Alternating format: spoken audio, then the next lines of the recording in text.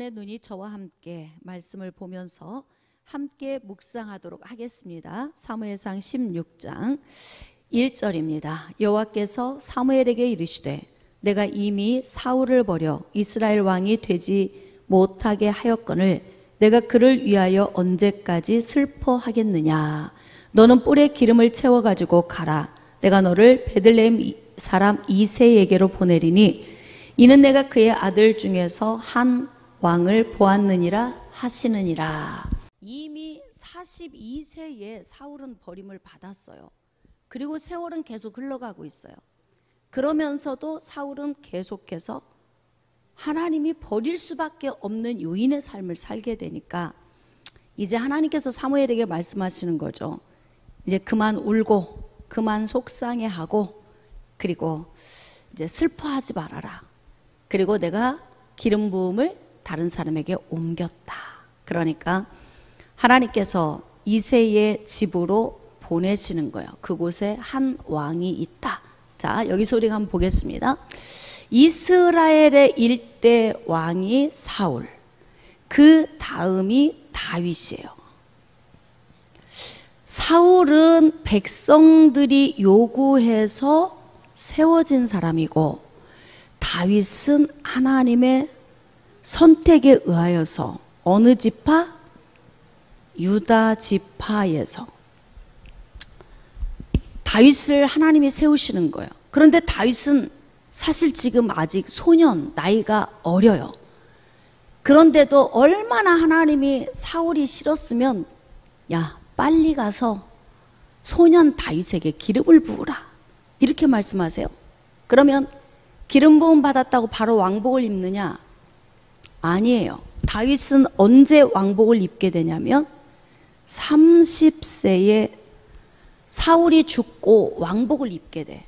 그러니까 기름 부으심을 받고도 거의 한 13년여 동안을 사울에 의하여서 쫓겨다니는 삶을 살게 되죠. 그래서 지금 사무엘에게 하나님이 명령하시는 거예요. 너 이새의 집으로 가라. 그곳에 내가 선택한 한 왕이 있다. 이렇게 말씀을 하세요. 자, 그래서 사무엘이 이새의 집으로 갔잖아요. 기름불을 들고 갔습니다. 그에게는 아들이 총 8이 있는데 7명의 아들이 집안에 있는 거예요.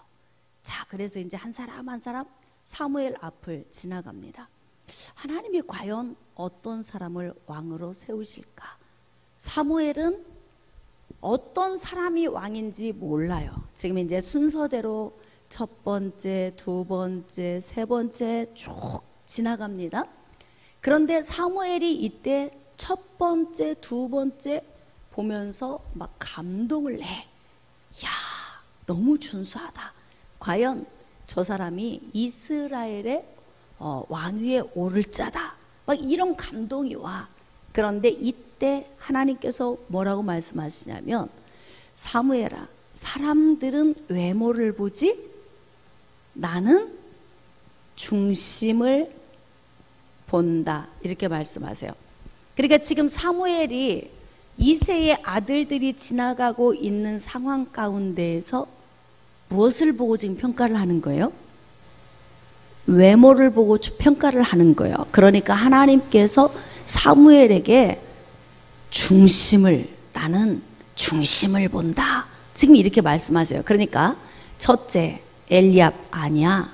삼마도 아니고 그리고 나머지 아들들이 다 지나가는데도 하나님께서 고개를 내줬습니다. 그러면 이곳에 지나간 7명의 아들이 전부냐? 그랬더니 이새가 아닙니다. 말째가 남았습니다. 8째가 남았다는 거예요. 어디 있느냐? 그랬더니 들판에서 양을 지키고 있습니다. 그럼 빨리 데려오라. 그래서 다윗이 왔잖아요.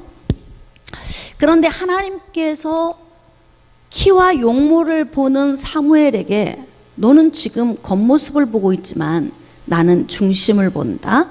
그러니까 겉모습 보고 평가하지 마. 이렇게 말씀을 하셨는데 다윗이 들판에서 오게 된 거예요. 자, 그래서 다윗을 바라보는 사무엘의 시선을 지금 여기에 표현하고 있는데 자, 12절로 넘어갑시다. 이에 사람을 보내어 그를 데려오매 그의 빛이 붉고 눈이 빼어나고 얼굴이 아름답더라. 다윗의 특징.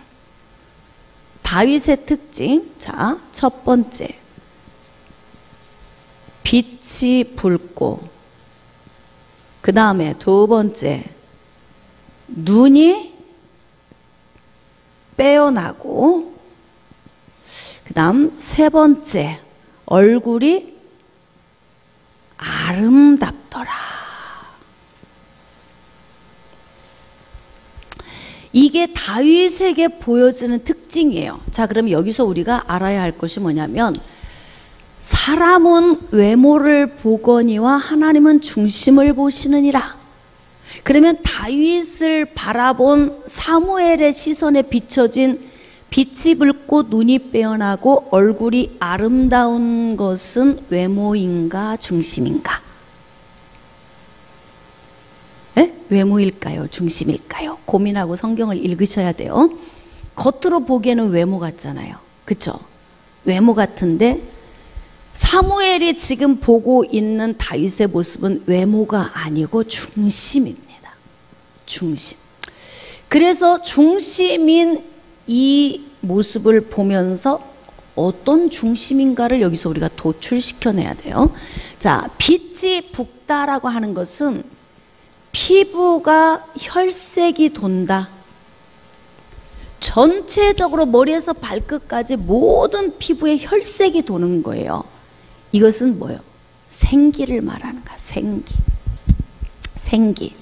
살아있네. 이런 얘기 하죠.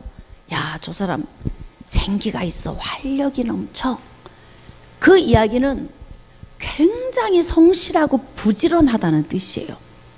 여러분, 하나님이 쓰시는 사람들의 특징은 성실하고 부지런합니다.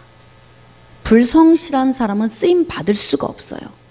왜냐하면 일을 하려고 하는데 일하려고 하는 현장이 없어, 그 사람이. 그래서 사용할 수가 없는 거예요. 그래서 하나님께서는 무조건 창세 전부터 하나님의 사람을 선택하실 때 그냥 누구 이렇게 선택하시는 것이 아니라 하나님은 다 알고 계시기 때문에 야, 저 정도 사람이면 내가 사용해도 되겠구나.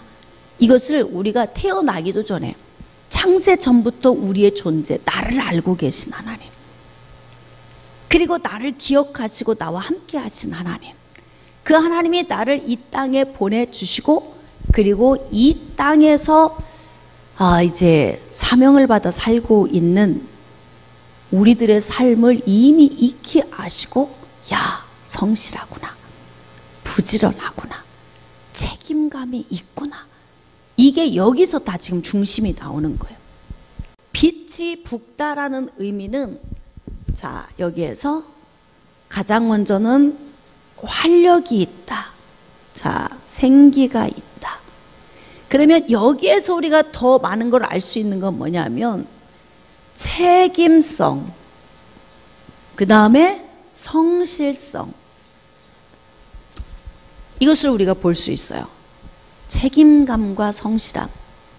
여러분, 적어도 이 두 가지만 우리가 가지고 있어도요, 이 정도 사람은 일꾼으로서도 적합해.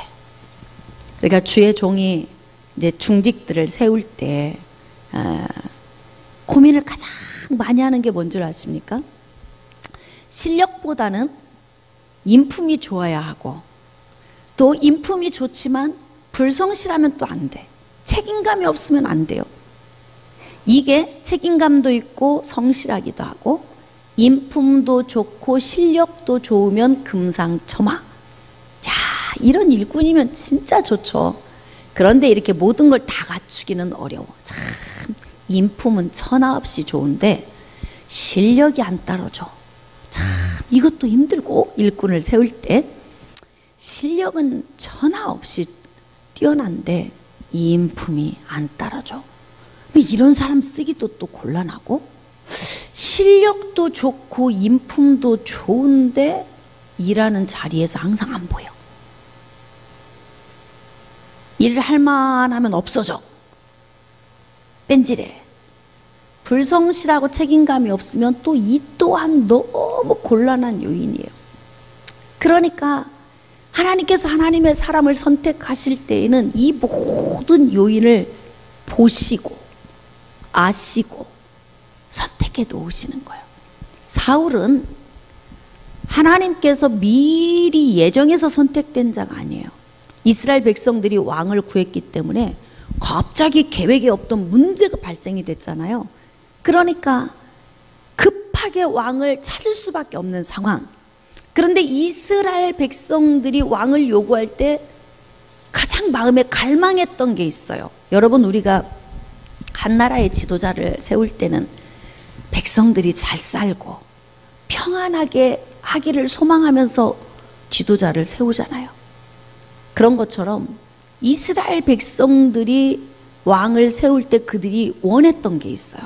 그게 뭐냐면 이방인하고 전쟁을 할 때 이방인들처럼 왕이 앞장서서 나가서 싸웠으면 좋겠다. 이게 이스라엘 백성들의 소원이었던 거예요. 그러니까 하나님이 딱 그들의 소원에 맞춘 거예요. 하나님의 나라를 세워가심에 있어서 하나님께서 필요한 사람이 아니라 이스라엘 백성이 구한 사람. 그래서 다른 사람보다 어깨 위는 크고 싸움은 잘하지만 사람이 너무 소심하고 신앙이 제대로 서 있지 않다 보니까 불균형을 이루니까 이제 무너지는 거 아니에요? 근데 하나님께서는 이스라엘의 가장 먼저, 사실은 다윗이 초대 왕이 되어야 돼. 다윗을 하나님이 선택을 하셨는데 다윗의 모습을 보니까 책임성과 성실성이 아주 탁월하다. 빛이 북따는 데서 우리는 그의 중심을 읽을 수 있어요. 두 번째, 눈이 빼어나다라고 하는 것은 총기야, 총기. 생기 플러스 총기.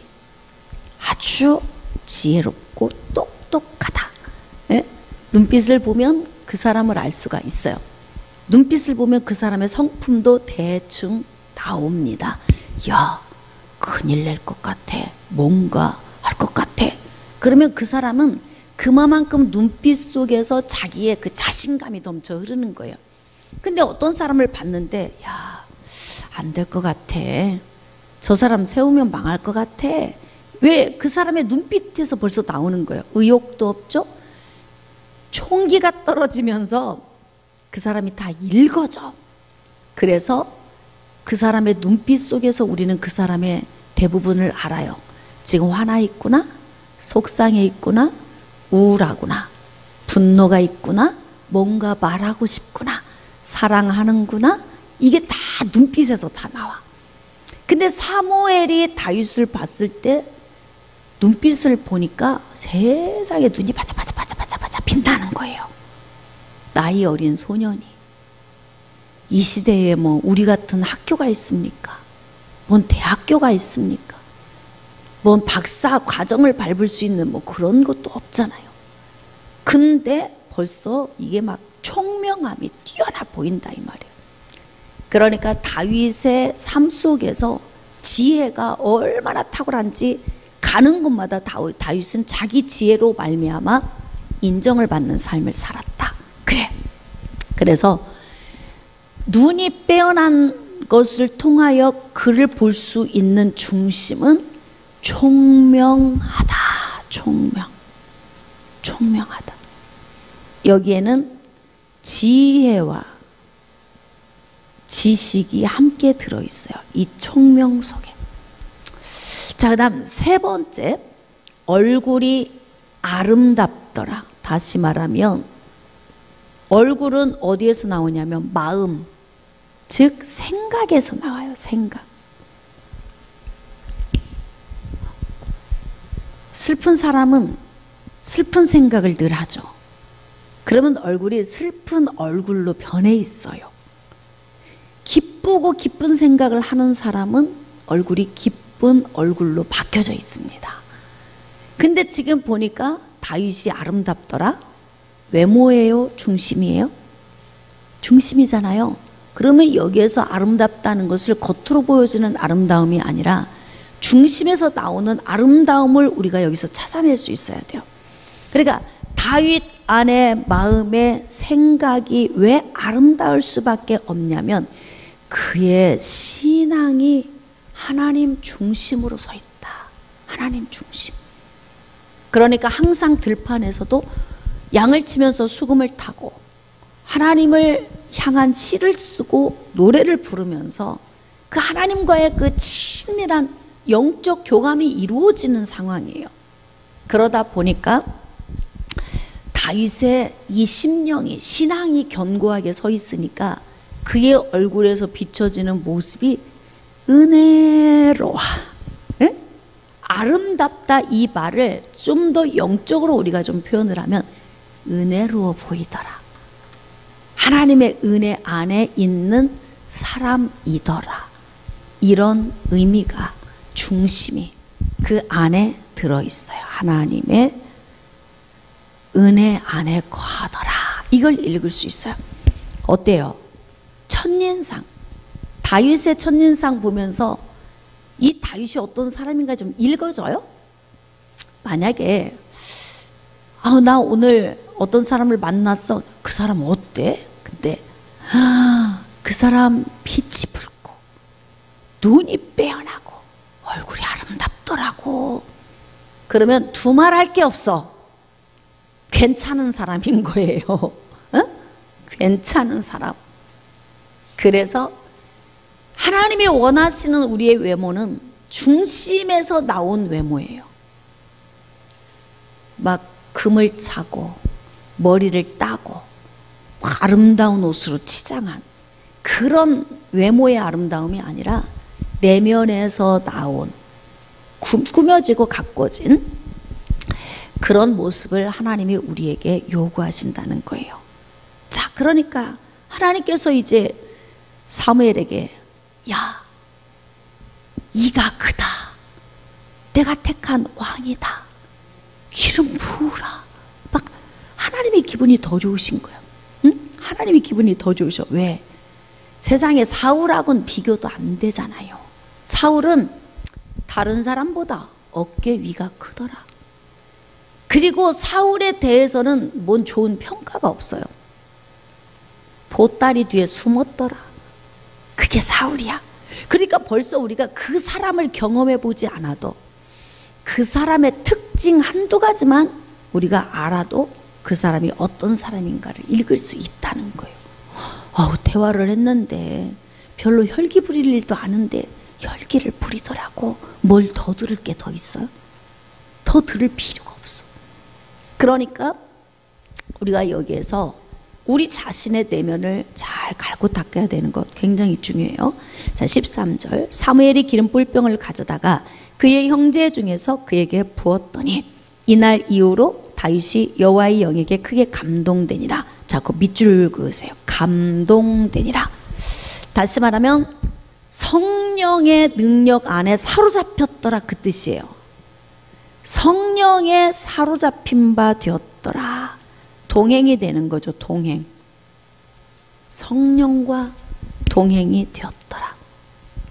14절입니다.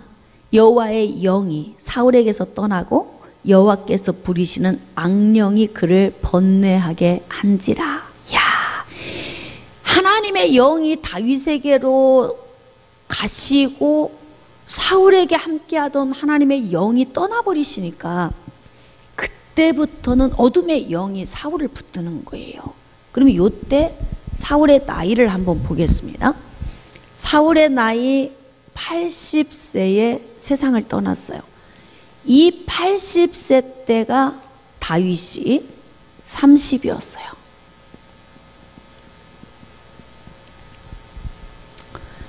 근데 다윗이 사울을 만날 때쯤이 소년의 때, 소년.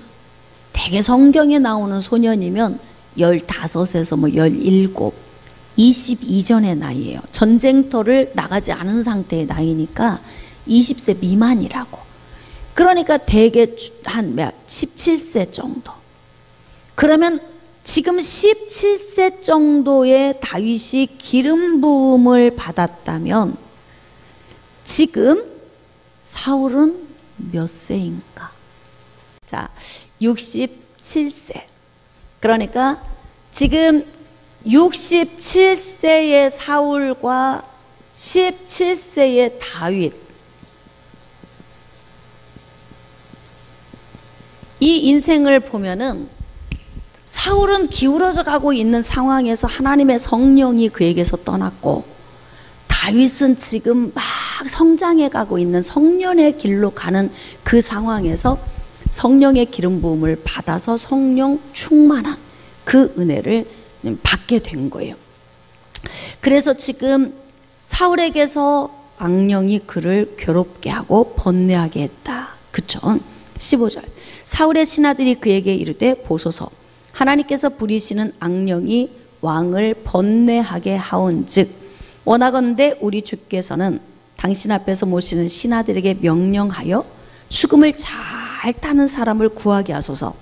야, 하나님이 일하시는 것 보면은 여러분, 다윗을 왕궁으로 들어가게 하기 위하여서, 차기 왕이 되게 하기 위해서 하나님이 다윗을 왕궁으로 이끄시는 모습을 보니까 그 도구가 무엇이냐면 수금이라고 하는 매개체가 필요했더라 이 말이에요.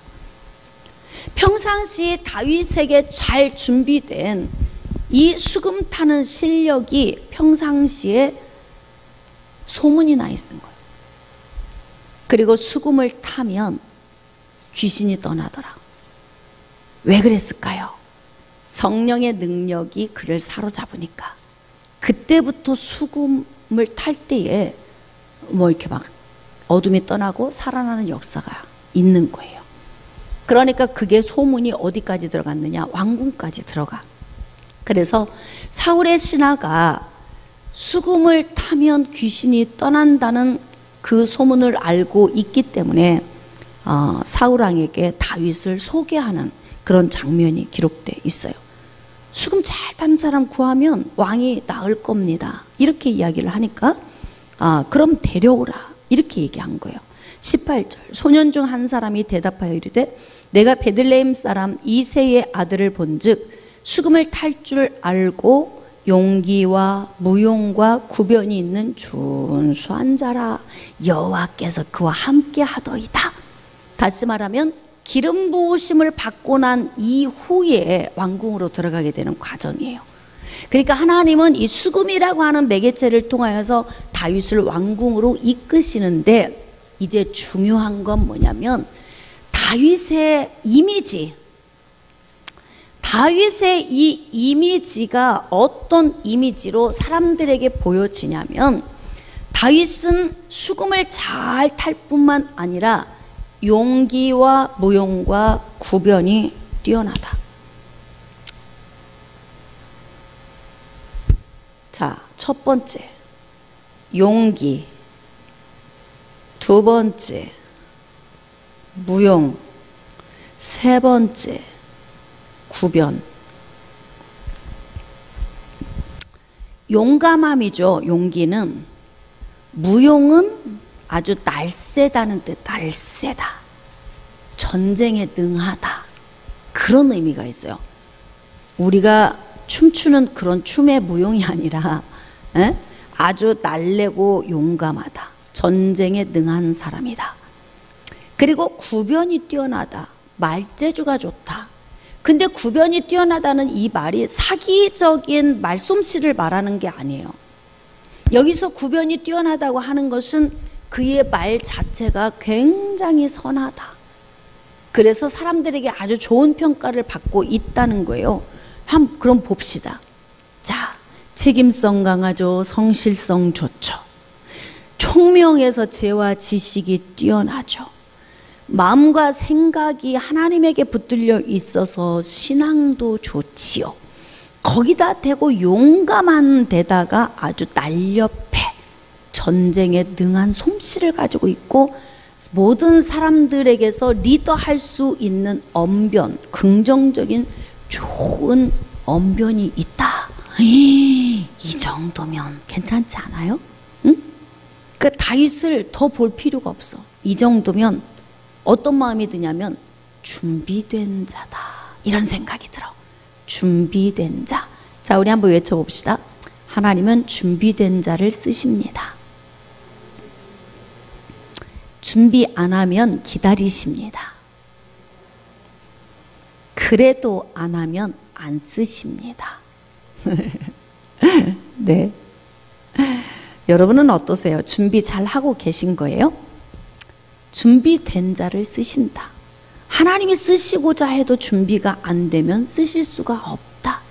사울처럼 준비 안 된 사람은 왕복을 40년 입고 있는데 이미 기름 부으심 넘어갔잖아요. 67세쯤 될 때, 요때는 왕복 입고 있어도 왕이 아니에요. 왜? 기름 부으심이 다윗에게로 갔잖아요. 다윗은 아직 왕복 안 입었어요. 공식적으로 왕으로 추대되지 않았지만 하나님이 보실 때에는 다윗에게로 왕권이 넘어가 버렸어. 얼마나 두 사람의 삶이 확연하게 다르냐면 준비된 자와 준비되지 않은 자는 이렇게 차이가 나는 거예요. 신앙도 잘 훈련돼서 준비된 자와 준비되지 않은 자, 삶 속에서도 잘 훈련돼서 준비된 자와 준비되지 않은 자, 말씀의 실력도 준비된 자와 준비되지 않은 자, 은사적으로도 준비된 자와 준비되지 않은 자, 어떻게 같을 수 있겠어요? 같을 수가 없어.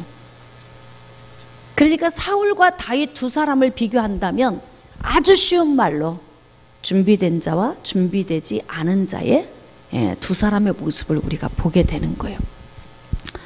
나이도 어린데 소년의 때에 이렇게 준비된 걸 보면은 얼마나 다윗이 야무진지 알 수가 있고, 또 하나님께서 어딘지 모르게 다윗의 삶을 주장하시면서 준비할 수 있도록 선하게 이끄신 것 같다. 우리가 이런 것을 깨달을 수가 있습니다. 자, 이제 여호와께서 그와 함께 계시니까 앞으로 다윗의 삶이 시온의 대로처럼 열릴 것 같다. 어때요? 맞습니까? 응? 그냥 하나님이 함께 하시면 다 시온의 대로처럼 열리는 건가? 이제 기름 부으심 받았으니까 이제부터는 막 아싸 이제 전진이다 막 이런 걸까요? 아니에요. 인생이 그렇게 호락호락하지 않습니다. 그리고 하나님이 쓰시고자 하실 때는요 반드시 단련을 시킵니다. 그래서 나를 쓰시고자 한다면 내 주변에 나보다 센 사람을 꼭 붙여놓으셔. 그래서 그 사람을 통해서 나를 단단하게 만드시는 그런 과정을 꼭 거치세요. 그러니까 하나님께서는 다윗에게 기름을 부어 놓으시고 준비 안 된 자를 통해서 앞으로 훈련하실 계획을 갖고 계세요. 그러니까 이제 기름 부으심 받았고 하나님의 영이 사울을 버리고 다윗에게로 갔으니까 할렐루야, 이제부터 막 다윗의 인생은 막 활짝 열렸다. 왜 이제 녹봉을 먹고 사는 자가 된단 말이에요. 여기에서 이렇게 준비된 자가 사울 왕에게로 데려와서 그 앞에 갔더니 이렇게 준수한 거야. 여기서부터 사울과의 만남 속에서 이제 왕궁의 사람이 되기 시작하잖아요. 근데 이때부터가 다윗은 인생이 시작이야. 이제 이때부터 진짜 인생의 참 맛을 느끼게 되는 거예요. 제가 한번 질문할게요. 인생의 맛이 어떤 것 같아요, 여러분? 씁쓸해요? 시큼해? 달달해요? 매워? 무슨 맛인 것 같아? 인생의 맛이 쓰디씁니까? 어떤 때는 좀 달달하고 달콤하기도 했다가 어떤 때는 쓰디쓴 맛이 느껴지기도 했다가 어떤 때는 화들짝 놀라는 뭐 시큼한 맛이기도 하고, 인생은 항상 같은 맛을 우리에게 공급해 주지 않아요. 매번 달라. 애들도 너무 행복해, 자녀 때문에. 그러다가 다음 날 지나면 또 내가 왜 낳았어? 또 막 이런 날도 있고. 그러니까 우리 인생은 그러면서 가는 거예요. 이제부터 다윗의 인생은 이제 단련을 하는 그 길로 들어가게 돼요. 21절. 다윗이 사울에게 이르러 그 앞에 모셔 서매 사울이 그를 크게 사랑하여 자기의 무기를 드는 자로 삼고. 지금은 사울이 왜 다윗이 사랑스럽냐면 다윗의 다윗됨을 아직 몰라서 사랑해요. 응? 사무엘이 다윗을 볼 때에 빛이 붉고 눈이 빼어나고 얼굴이 아름답고, 또 왕궁에 왔을 때 그를 소개할 때 뭐냐면 그는 용기와 무용과 구변이 뛰어나다. 거기다가 수금도 잘 타는데 여호와께서 함께 하시더이다. 이것을 주변 사람은 다 아는데 누구만 몰라요? 사울 왕만 몰라. 왜? 왕좌에 늘 앉아 있으니까 알 수가 없어요. 누가 얘기해 주지 않는 한은. 그러니까 그냥 수금을 타면 낫는다고? 저 아이가 나를 회복시킬 수 있겠구나? 그러니까 뭐 의사를 보는 정도의 어떤 그런 마음으로 다윗을 봤을 것 같아요. 그러니까 마음에 들으니까 이제 무기 드는 자로 삼았어요. 이때부터 다윗은 왕궁에 취직이 됩니다. 그래서 이때부터 이제 녹봉을 먹게 되는 거예요.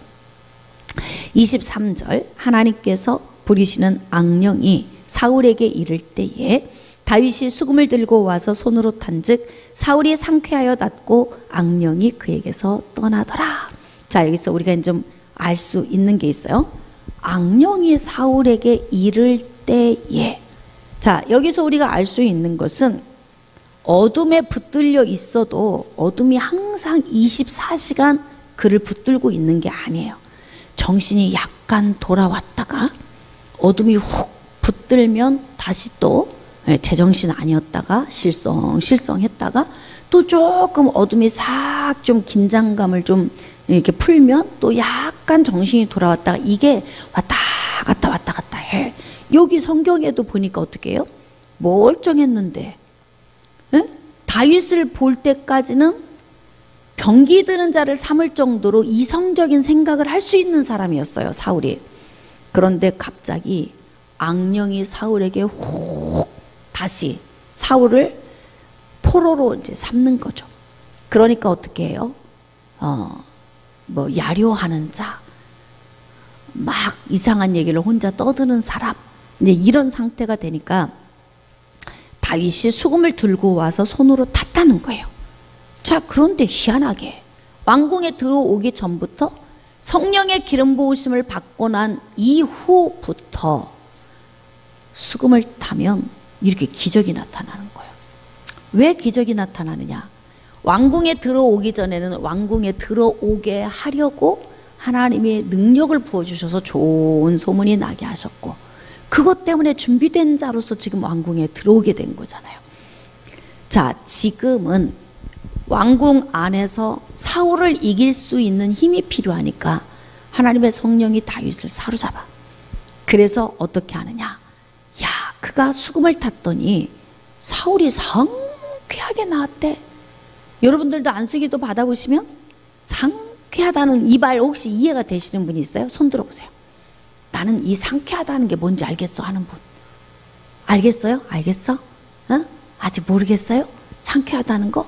목사님이 손을 올리면 뻣뻣한 어깨가 가벼워지고 마음도 평안해지고 이게 상쾌한 거예요. 다시 질문해 볼까? 상쾌하다는 게 뭔지 알겠는 사람 한번 손 들어보세요. 거봐, 이렇게 꼭 풀어 일러야 알아들으니. 아유, 진짜. 하나님의 성령이 함께 하시면 마음이 불안하고 두근거리고 두려웠던 마음이 평안해지는 게 상쾌한 거예요. 몸이 짓눌리고 눌려서 막 천근만근인 몸이 갑자기 하나님의 성령이 임하시면 깃털같이 가벼운 느낌이 와. 이게 지금 이제 상쾌하다 그렇게 이제 표현을 한 거예요. 그러니까 어둠이 붙들고 있다가 갑자기 수금 소리에 어둠이 깜짝 놀랐어요. 왜 놀랐느냐? 성령이 함께 하시네. 그리고 놀란 거야, 어둠이요. 그리고 이제 어둠이 붙들고 있다가 깜짝 놀라면서 어둠이 도망가는 사이에 사울은 상쾌해졌다. 그래. 악령이 그에게서 떠났다는 거예요. 이렇게 하나님의 사람은 악기로 연주를 해도, 소리를 통해서 찬양을 드려도, 말씀을 전해도, 손을 올리고 기도를 해도 하나님의 사람에게는 역사가 나타납니다. 성령이 함께 하시면. 할렐루야. 여러분들도 하나님의 성령이 함께 하셔서 다윗처럼 이러한 역사를 나타낼 수 있기를 축복합니다. 그래서 이제 다윗이 왕궁으로 들어왔고 취직이 됐고 사울 왕의 이 귀신 들림에서 노임받는 역사를 나타내는 이런 사건이 기록이 돼 있어요. 자, 이제 17장부터는 블레셋 이야기가 나옵니다. 이스라엘의 숙적 블레셋, 그리고 그 블레셋 군대에 아주 큰, 키가 큰 장수가 있으니 바로 골리앗이라고 하는 사람이에요. 근데 이 골리앗의 문제가 이스라엘에게는 너무 고통스러운 문제야. 골리앗만 나타나면 이스라엘 백성들이 막 기겁을 하고 달아날 정도로 굉장히 탁월한 용사다 그래요. 자, 4절. 블레셋 사람들의 진영에서 싸움을 도두는 자가 왔는데 그의 이름은 골리앗이요 가드 사람이라.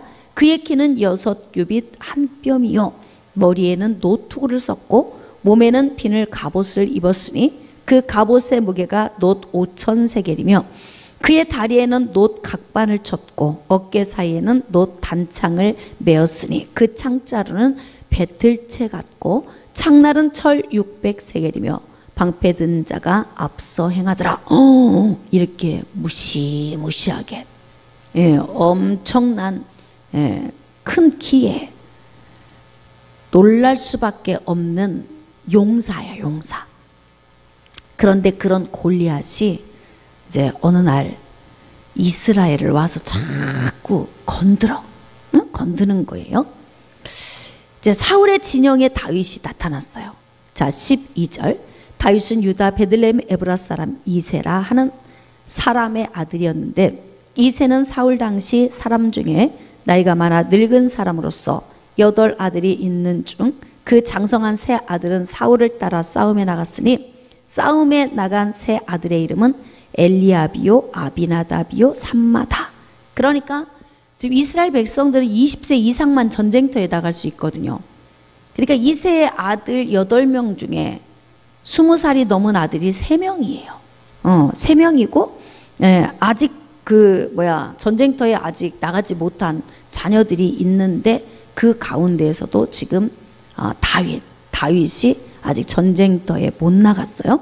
자, 다윗은 막내라. 장성한 세 사람은 사울을 따랐고 다윗은 사울에게로 왕래하며 베들레헴에서 그의 아버지의 양을 칠 때에, 그러니까 지금 왕궁에 취직은 됐지만 지금 같은 시대가 아니라서 아버지의 집에 있다가 왕궁에 필요하면 갔다가 왔다 갔다 하면서 생활을 하고 있을 때에 16절입니다.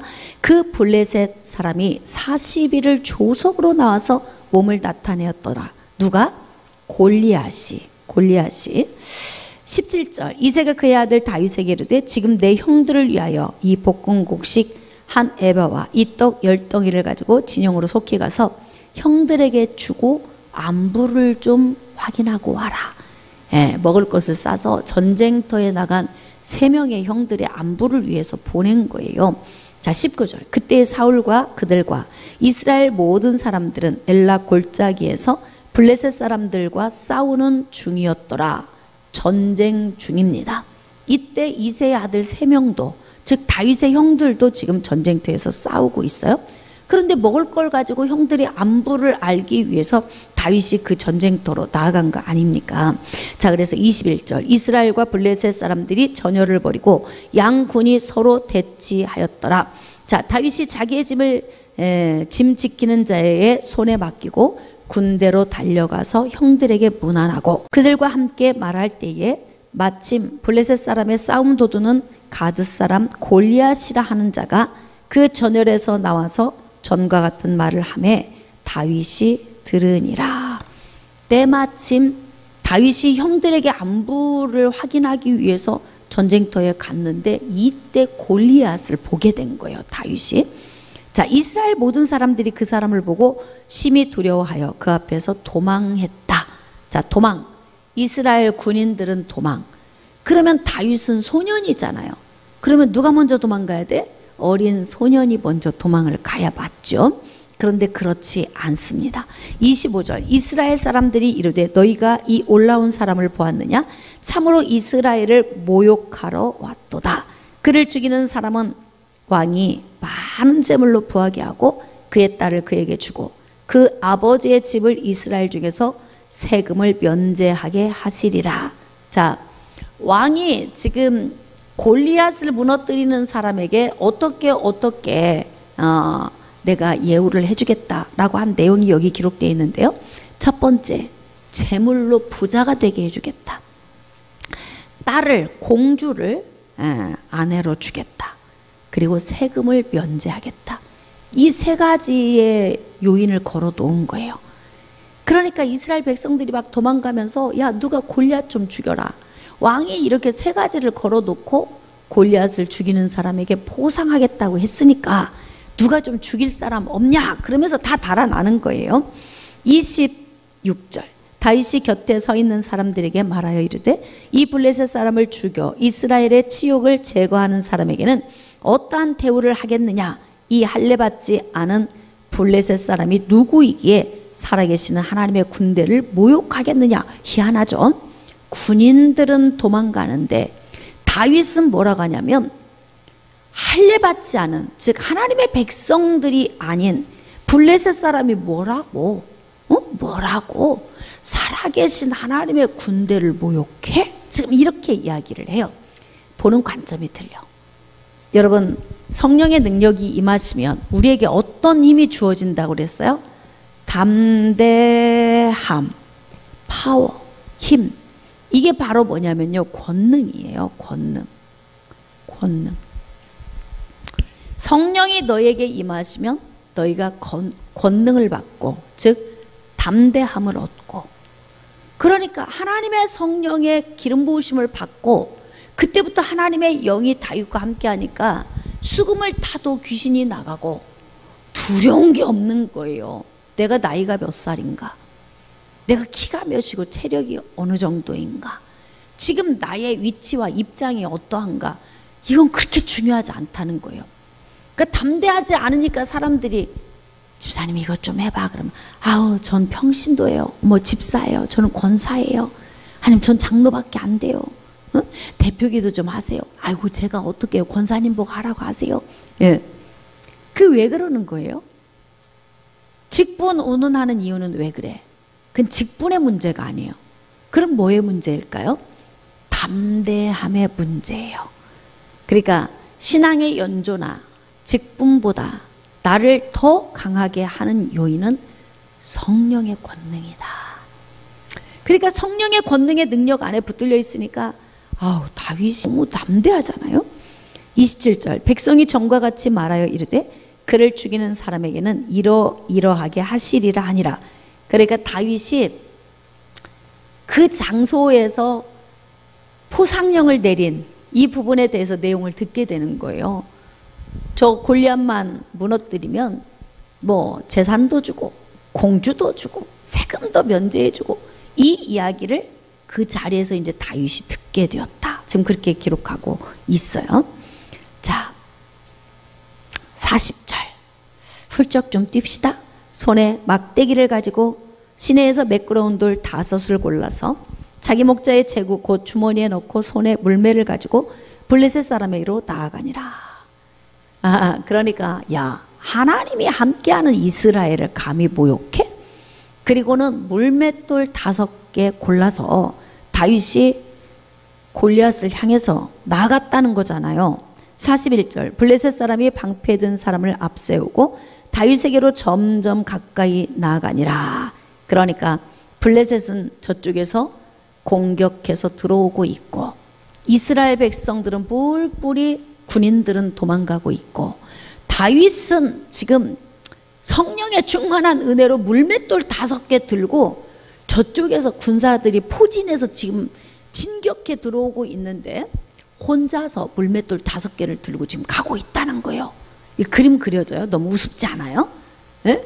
사람의 눈으로 볼 때 야, 저 친구 지금 죽으려고 뭐 했나? 뭐 이렇게 말할 수 있는 그런 상황이잖아요. 41절 블레셋 사람이 방패 든 사람을 앞세우고 다윗에게로 점점 가까이 나아가니라. 그 블레셋 사람이 둘러보다가 다윗을 보고 업신여기니 우습지. 그렇지 않아요? 지금 그림이 너무 우스워요. 그냥 블레셋은 지금 군인들이 계속 진격해 들어오고 있는데 조그마한 소년 하나가 아무 무기도 없이 그냥 앞으로 막 진격해서 걸어 나오니까 업신여겼다. 그렇게 기록하고 있어요. 이는 그가 젊고 붓고 용모가 아름다움이라. 중요한 건 그들이 업신여긴 것은 젊어서, 나이가 어려서 업신여겼다. 근데 그를 보니까 붉고 용모가 아름답더라. 아까 그 사무엘이 느꼈던 그 느낌을 블레셋 사람들도 느꼈다, 그 뜻이에요. 그러니까 저 아이가 지금, 저 아이가 나이는 어리지만 오, 대단해, 그렇게 느꼈다, 그 뜻이에요, 이 말은. 자, 블레셋 사람이 다윗에게 이르되 네가 나를 개로 여기고 막대기를 가지고 내게 나왔느냐 하고 그의 신들의 이름으로 다윗을 저주하고. 막대기는 뭐냐면 맷돌을 들고 이제 물매를 가지고 가서 돌을 쏘으려고 가지고 간 거예요. 그 블레셋 사람이 또 다윗에게 이르되 내게로 오라. 내가 네 살을 공중의 새들과 들짐승들에게 주리라 하는지라. 아이고, 가소롭다 이야. 너 이 아주 꼬마 녀석, 이리 와. 내가 그냥 짐승의 밥이 되게 할 테니까 이리 와, 이리 와. 네, 이렇게 아무 이제 힘 하나 없이, 힘쓸 것도 없어, 그냥 손가락 하나로 까딱 하면 그냥 넘어가. 막 지금 이런 분위기잖아요. 45절입니다. 다윗이 블레셋 사람에게 이르되 너는 칼과 창과 단창으로 내게 나오거니와 나는 만군의 여호와의 이름 곧 내가 모욕하는 이스라엘 군대의 하나님의 이름으로 내게 나아간다. 오, 다윗의 무기가 뭐야? 다윗의 무기 물맷돌이 아니에요. 응? 지금 골리앗을 중심으로 블레셋 사람들은 진격해 오고 있는데 지금 다윗은 뭐 무기라고 물맷돌 들고 가지만 그게 무기가 아니에요. 실질적으로 지금 물맷돌을 들으면서도 다윗은 뭐라고 하냐면 만군의 여호와의 이름을 내가 들고 간다 그래. 그러니까 물맷돌을 쏠 때도 저 멀리 있는 저 사람에게 내가 명중해서 쏘아야지가 아니라 여호와의 이름이 일할 것이다. 여호와의 이름이 일할 것이다. 그래서 바로 우리의 믿음이 이기고 승리하는 거예요. 믿음이 이기네 주 예수를 믿음이 온 세상을 이기네. 우리 이런 찬양 있잖아요. 그런 것처럼 이스라엘 군대에 하나님의 이름으로 나간다. 멋있네. 아까 사무엘이 볼 때부터 알아봤어. 에? 빛이 붉고 눈이 빼어나고 얼굴이 아름답다 할 때 알아봤다니까. 그리고 왕궁에 들어갔더니 왕궁에서 본 사람들의 소견이 뭐라고 하냐면 그는 용기와 무용과 구변이 뛰어나고 수금도 잘 타고 특히 여호와께서 함께하는 사람이더라. 에? 그러니까 야, 그 정도 되니까 이 정도 죽음을 두려워하지 않고. 여러분 지금 영화 아니에요. 전쟁터예요. 골리앗이 앞장서고 막 모래같이 많은 블레셋 군대가 진격해서 들어오고 있어요. 지금 우리 편에 있는 아군은 달아났어. 없어. 근데 지금 물맷돌 5개 들고 다윗이 그러는 거지. 내 무기는 물맷돌이 아니야. 나의 무기는 만군의 여호와의 이름이야. 너희들은 지금 칼과 창과 단창으로 오잖아. 난 만군의 여호와 이름으로 나간다. 야, 이게 죽음이 두려우면 이렇게 못하죠. 안 두려우니까 이렇게 할 수 있는 거예요. 그리고 뭐라고 지금 고백을 하냐면 47절 오늘 여호와께서 너를 내 손에 넘기시리니. 야무지지 않아? 에? 이 믿음이 있으니까 간 거예요. 내가 너를 쳐서 네 목을 베고 블레셋 군대의 시체를 오늘 공중에 세워 땅에 들짐승에게 주어 온 땅으로 이스라엘에 하나님이 계신 줄 알게 하겠고, 나이가 능력이 아니에요. 성령이 함께해야 능력이 되는 거예요. 직분이 능력이 아니에요. 연조가 능력이 될 수 없습니다. 그러니까 결국 우리가 삶 속에서 능력이 되려면 하나님의 성령이 함께해야 능력이 될 수 있는 거예요. 깨달아지시면 아멘. 그러니까 뭐 이스라엘에 하나님이 계신 줄 내가 보여주겠다. 너무 기가 막히지 않아요? 내가 하나님 보여줄게. 지켜봐. 내가 하나님 보여줄 거야. 근데 그 47절이 더 중요해요. 또 여호와의 구원하심이 칼과 창에 있지 아니함을 이 무리에게 알게 하리라. 전쟁은 여호와께 속한 것인즉 그가 너희를 우리 손에 넘기시리라. 하나님과 교통이 안 되면 이런 행동 못 합니다. 죽음을 지금 무릅쓰고 가는 건데 죽음도 하나도 두렵지 않고, 야, 우리 하나님이 하신다는 거야. 우리 하나님이, 내가 우리 하나님 보여줄 테니까 일로 와봐, 일로 와봐. 지금 이러는 거예요. 그러니까 그들이 어떻게 했다? 업신여겼다 그러잖아요. 조그마한 소년이 나와가지고 그렇게 이야기를 하니까 48절입니다. 블레셋 사람이 일어나 다윗에게로 마주 가까이 올 때에 다윗이 블레셋 사람을 향하여 빨리 달리며, 야, 여기서부터 이제 그동안 양치기 하면서 단련된, 그 준비된 그 체력을 사용하기 시작을 합니다. 그러면서 손을 주머니에 넣으면서 동시에 마라톤을 하면서 주머니에 손을 넣고 주머니에 있는 돌을 가지고 물매로 던져 블레셋 사람의 이마를 치매 명중시켰다는 거예요. 돌이 그의 이마에 박히니 땅에 엎드러지니라. 아유, 신바람 나라. 예? 통쾌하죠. 상쾌, 통쾌, 유쾌.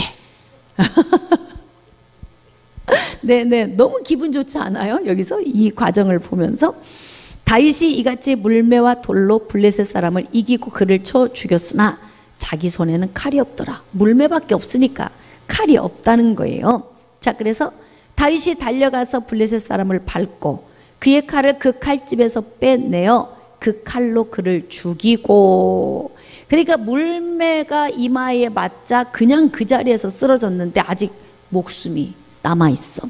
그러니까 가서 그의 칼집에서 칼을 빼고 그를 죽였다. 그리고 그 머리를 베니까 블레셋 사람들이 자기 용사의 죽음을 보고 뭐 했더라? 도망갔더라. 도망갔더라. 진짜 한편의 영화야. 이게 진짜 영화예요, 영화. 응? 그래서 54절, 다윗은 그 블레셋 사람의 머리를 예루살렘으로 가져가고 갑주는 자기 장막에 두었더라.